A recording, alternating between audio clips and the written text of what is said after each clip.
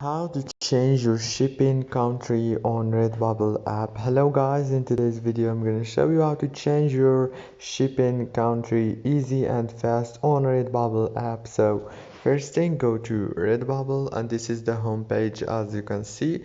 Right now you should go down here to the profile option and you will find many options right here, but you should click on shipping country here and you will be able to change to your country right here. Just choose your country.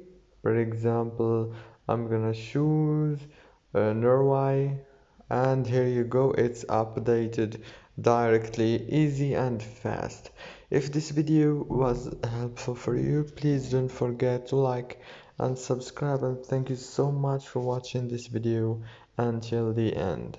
Thank you so much and see you in the next video.